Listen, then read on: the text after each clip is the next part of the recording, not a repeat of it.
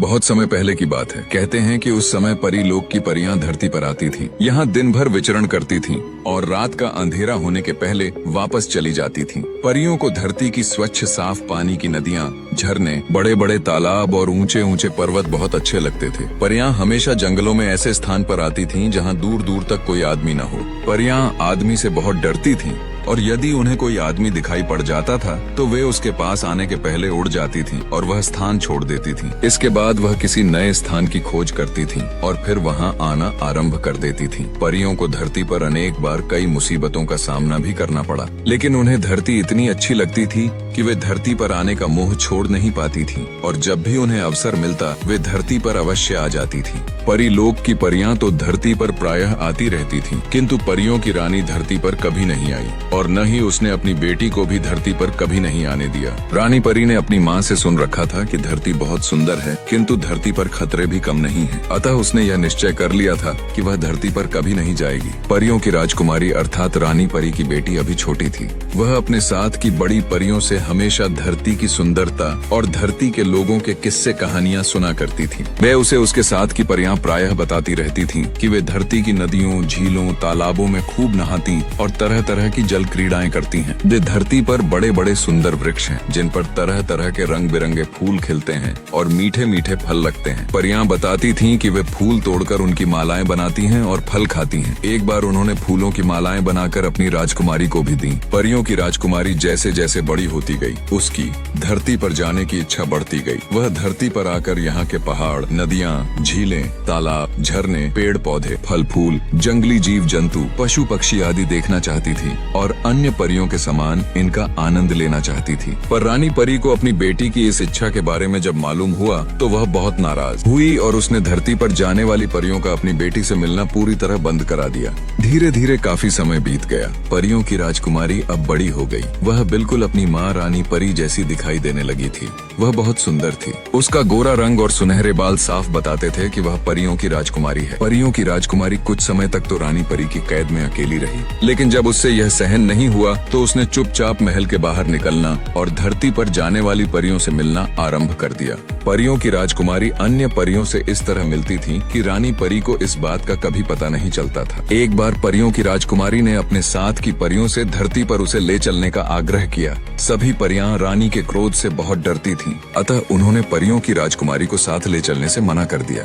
परियों की राजकुमारी बहुत जिद्दी थी। वह वापस अपने महल के बगीचे में आ गई और एक स्थान पर छिप गई। प्रातः काल का समय था। धरती पर आने वाली परियों ने अपने अपने पंख लगाए और धरती की ओर उड़ चली। इसी समय परियों की राजकुमारी बाहर निकली और वह भी अपने पंख लगाकर परियों के पीछे पीछे चल पड़ी। धरती पर जाने वाली परियों को इसका पता भी नहीं चला। परियां आगे आगे उड़ती रहीं और परियों की राजकुमारी चुपचाप उनका पीछा करती रही। परियों ने कभी कल्पना भी नहीं की थी कि परियों की राजकुमारी उनके पीछे पीछे आ रही है। वे अब धरती के बहुत पास आ गई थीं। अचानक परियों की राजकुमारी को छींक आ गई। जब परियों ने पीछे मुड़कर देखा तो वह घबरा गईं। उन्होंने तुरंत आपस में कुछ बातें की और यह निर्णय लिया कि वे धरती पर नहीं जाएंगी और वापस परी लोक चली जाएंगी। उन्होंने अपना निर्णय परियों की राजकुमारी को भी बता दिया। परियों की राजकुमारी बहुत जिद्दी थी। उसने पहले तो सभी परियों से अनुरोध किया कि वे उसे धरती पर अपने साथ ले चलें, लेकिन जब परियां तैयार नहीं हुई तो उसने परी लोक लौटने से इनकार कर दिया और उन्हें यह भी बता दिया कि वह अकेली ही धरती पर जाएगी। सभी परियां असमंजस में पड़ गईं। वे जानती थीं कि परियों की राजकुमारी बहुत जिद्दी है और वह बिना धरती पर पहुंचे वापस परी लोक नहीं जाएगी। अंत में सभी ने मिलकर यह निर्णय लिया कि वे परियों की राजकुमारी को धरती पर ले जाएंगी और कुछ समय रुककर जल्दी ही परी लोक वापस लौट जाएंगी। परियों की राजकुमारी खुश हो गई। धरती पास ही थी, अतः कुछ ही समय में सभी परियां धरती पर आ गईं। वे एक सुनसान जंगल में बड़े से तालाब के किनारे उतरी थीं। यह स्थान बहुत सुरक्षित था। यहाँ परी लोक की सभी परियां प्रायः आती रहती थीं। परियों की राजकुमारी को यह स्थान बहुत अच्छा लगा। उसने कभी सोचा भी नहीं था कि धरती इतनी सुंदर होगी। सभी परियों ने अपनी राजकुमारी के साथ तालाब में स्नान किया। कुछ देर जल क्रीड़ा की और परी लोक वापस लौटने के लिए अपने अपने पंख लगाकर तैयार हो गईं। किंतु परियों की राजकुमारी अभी धरती पर रुकना चाहती थी और कुछ नए स्थान देखना चाहती थी। परियों ने अपनी राजकुमारी को बहुत समझाया, लेकिन जिद्दी राजकुमारी नहीं मानी। परियां अकेले वापस नहीं लौट सकती थीं, अतः उन्हें राजकुमारी की बात माननी पड़ी। परियों ने अपनी राजकुमारी को बहुत से जंगल, जंगली जीव जंतु, पशु पक्षी आदि दिखाए और अंत में हिमालय के बर्फीले पहाड़ों पर आ गईं। परियों की राजकुमारी को बर्फ से ढके ऊंचे ऊंचे पहाड़ बहुत अच्छे लगे। उसका मन हो रहा था कि वह परी लोक न लौटे और यहीं धरती पर रह जाए। परियों की राजकुमारी ने अपने मन की बात अपने साथ आई परियों से कही तो कुछ परियां नाराज हो गईं और कुछ उसे समझाने लगीं। परियां अपनी राजकुमारी को यह समझाने का प्रयास कर रही थीं कि यह धरती उतनी सुंदर नहीं है जितनी सुंदर वह समझ रही है। इस धरती पर बाघ, शेर, चीता, तेंदुआ जैसे हिंसक जीव, बड़े बड़े राक्षस और देव दानव भी रहते हैं जो बड़े खूंखार और खतरनाक होते हैं। अतः उसे वापस परीलोक लौट चलना चाहिए। परियां अपनी राजकुमारी को यह सब समझा रही थीं, तभी अचानक न जाने कहां से एक दानव प्रकट हो गया और अट्टहास करने लगा। दानव को देखते ही परियों के होश उड़ गए। वे अपनी अपनी जान बचाकर भागी और जिसे जहां जगह मिली वहां छिप गईं। परियों की राजकुमारी ने एक विशालकाय दानव को देखा तो उसे भी डर लगा, लेकिन वह भागी नहीं। दानव ने परियों की राजकुमारी को देखा तो उसके रूप और यौवन पर मोहित हो गया। उसने आगे बढ़कर परियों की राजकुमारी को उठाया, अपने कंधे पर लादा और पहाड़ के पीछे जाकर गायब हो गया। पहाड़ी जंगल में वृक्षों और पत्थरों की आड़ में छिपी परियां अपनी राजकुमारी को ले जाते हुए दानव को देखती रहीं। वे दानव की शक्ति से परिचित थीं, अतः वे न बाहर निकलीं और न चीखी न ही चिल्लाई। परी लोक से धरती पर आने वाली परियां परेशान हो उठीं। उनकी समझ में नहीं आ रहा था कि क्या करें और क्या न करें। रानी परी के डर से अपनी राजकुमारी को धरती पर छोड़कर परी लोक नहीं लौट सकती थीं और धरती पर लंबे समय तक रहना उनके लिए भी खतरे से खाली नहीं था।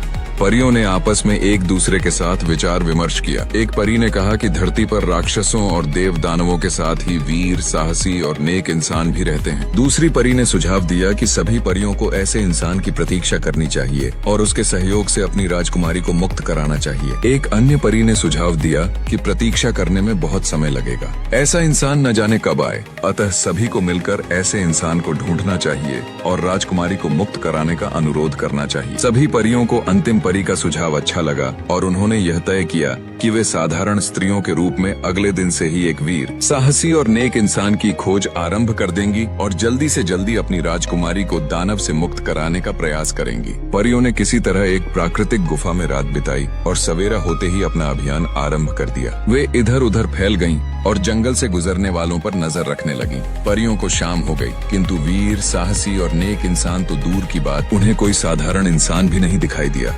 संभवतः दानव के भय के कारण लोगों ने उधर से गुजरना छोड़ दिया था। धीरे धीरे 3 दिन हो गए, लेकिन परियों को कोई सफलता नहीं मिली। अचानक एक दिन दोपहर के समय उस पहाड़ी जंगल से घोड़े पर सवार एक हट्टा कट्टा सुंदर युवक गुजरा। उसे वहीं पास ही एक वृक्ष की आड़ में खड़ी परी ने देखा और सहायता के लिए गुहार लगाने लगी। परी की आवाज सुनकर घोड़े पर सवार युवक रुक गया और उसने अपनी दृष्टि इधर उधर दौड़ाई। युवक से कुछ दूरी पर एक सुंदर स्त्री खड़ी थी और सहायता के लिए उसे पुकार रही थी। युवक घोड़े से नीचे उतरा और पैदल चलता हुआ परी के पास पहुंचा। इसी समय अन्य परियां भी वहां आ गईं। सभी ने उस युवक को यह बता दिया कि वे परी लोक की परियां हैं और इसके साथ ही अपनी राजकुमारी के अपहरण की पूरी कहानी भी उसे बता दी कि कैसे वह इस जंगल में विचरण करने आई थी और कैसे वह भयंकर दैत्य परी राजकुमारी को उठाकर अपनी गुफा की तरफ ले गया और वह सब कुछ देखकर भी कुछ नहीं कर पाई। युवक वास्तव में एक वीर, साहसी और नेक इंसान था। उसने परियों को बताया कि वह इस राज्य का राजकुमार है और उनकी सहायता अवश्य करेगा।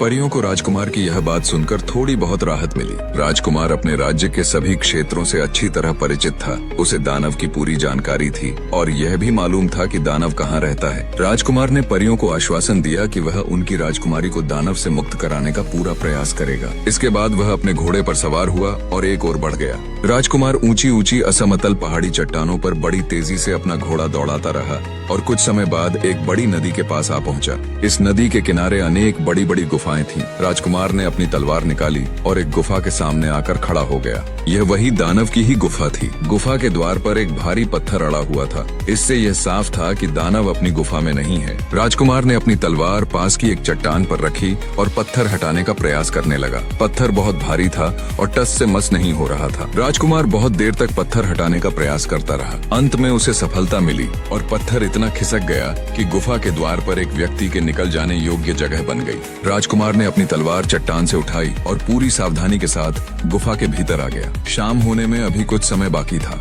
गुफा के भीतर इतना प्रकाश आ रहा था कि भीतर की सभी चीजें धुंधली धुंधली दिखाई दे रही थीं। राजकुमार ने आंखें फाड़ फाड़ कर गुफा के भीतर नजरें दौड़ाईं। वहाँ जीव जंतुओं के अस्थि पंजरों के अलावा कुछ भी नहीं दिखाई दे रहा था। राजकुमार को लगा कि दानव परियों की राजकुमारी को मारकर खा गया है। उसे बहुत दुख हुआ, लेकिन तभी अचानक राजकुमार के कानों में किसी स्त्री के सिसकने की आवाज टकराई। राजकुमार सावधान हो गया और धीरे धीरे आवाज की ओर बढ़ा। गुफा के एक अंधेरे कोने में एक स्त्री बैठी सिसक रही थी।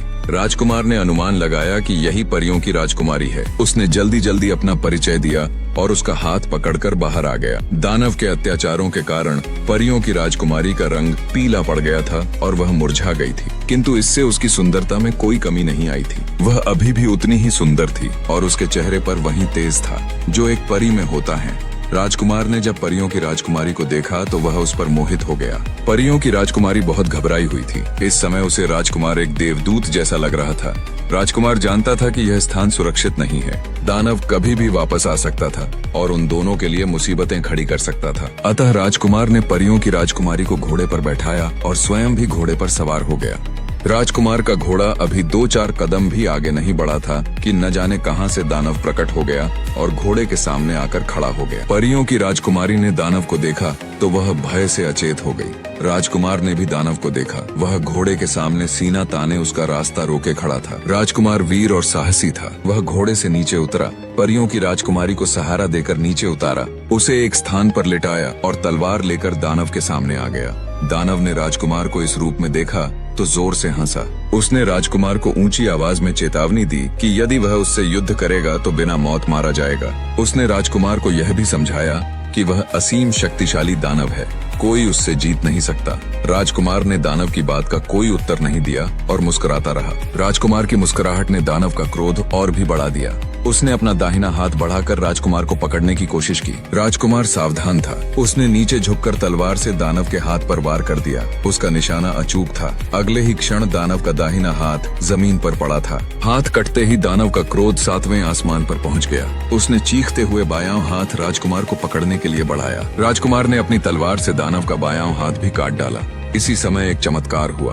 दानव का दाहिना हाथ हवा में लहराया और उसके शरीर से जुड़ गया। हाथ जुड़ते ही दानव ने जोरदार ठहाका लगाया। राजकुमार ने जब यह देखा तो वह परेशान हो उठा। उसे लगा कि इस मायावी दानव से निपटना इतना आसान नहीं है जितना वह समझ रहा था। फिर भी उसने हिम्मत से काम लिया और दानव के आगे बढ़ने वाले हाथ को काटता रहा। परियों की राजकुमारी जमीन पर कुछ देर तो अचेत पड़ी रही, किंतु उसे शीघ्र ही होश आ गया। उसने अपने सामने जो कुछ भी देखा तो घबरा गई। वह जानती थी कि दानव को इस प्रकार कोई नहीं मार सकता। उसने चीखकर राजकुमार को बताया कि दानव की जान गुफा के भीतर पिंजड़े में बंद एक तोते में है। उसे मार दो तो दानव अपने आप मर जाएगा। दानव ने यह सुना तो राजकुमार को छोड़कर परियों की राजकुमारी पर झपटा। राजकुमार ने देखा तो वह परियों की राजकुमारी को बचाने के लिए आगे बढ़ा। तभी परियों की राजकुमारी ने उसे पुनः सावधान किया और बताया कि वह उसकी चिंता न करके तोते के पास पहुँचे। राजकुमार की समझ में बात आ गई। उसने दोनों को छोड़ा और गुफा की ओर भागा। दानव ने भी परियों की राजकुमारी को छोड़ा और राजकुमार के पीछे पीछे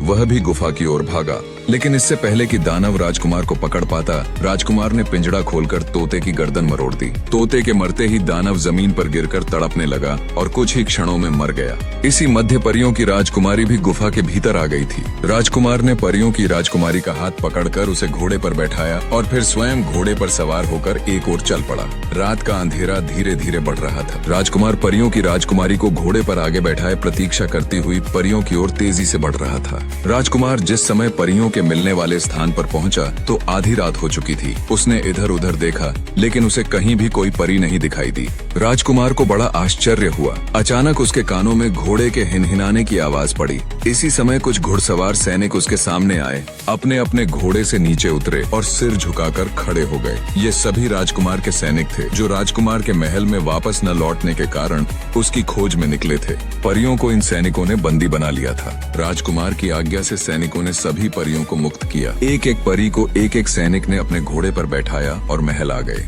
राजकुमार के साथ परियों की राजकुमारी भी थी। राजकुमार ने परियों की राजकुमारी सहित सभी परियों को अपने महल में राजसी ठाट बाट से रखा और उन्हें अपने राज्य की सुंदर सुंदर झीलों, नदियों और वनों की सैर कराई। वास्तव में वह परियों की राजकुमारी को हृदय से चाहने लगा था और चाहता था कि वह उसके साथ विवाह कर ले।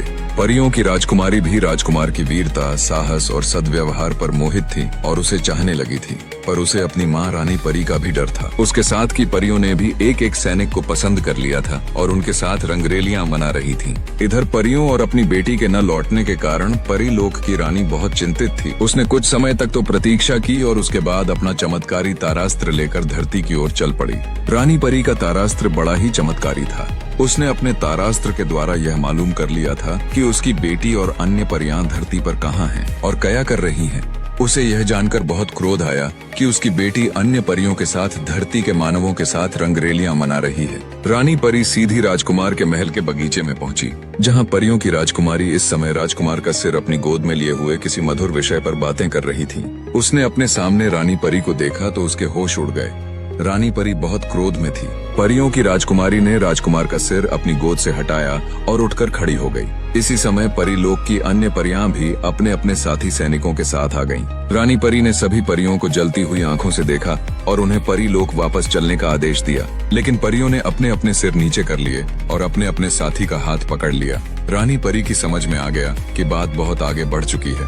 उसने अपने क्रोध पर नियंत्रण किया और अपनी बेटी सहित सभी परियों को धरती के मानव और उनकी बुराइयों के विषय में बताकर परीलोक लौटने के लिए समझाने लगी। रानी परी ने सभी को बहुत समझाया, लेकिन उसकी बेटी सहित सभी परियों ने परीलोक लौटने से साफ इनकार कर दिया। रानी परी ने सभी को बहुत समझाया, लेकिन जब उसकी बात किसी ने नहीं मानी तो उसे क्रोध आ गया और उसने अपने तारास्त्र के चमत्कारी शक्ति से अपनी बेटी को ब्रह्म कमल बना दिया और उसके साथ ही राजकुमार को पानी का कमल बना दिया। इसके साथ ही उसने अन्य परियों और उनके साथी सैनिकों को भी तरह तरह के फूलों में बदल दिया और दुखी हृदय से परीलोक लौट आई।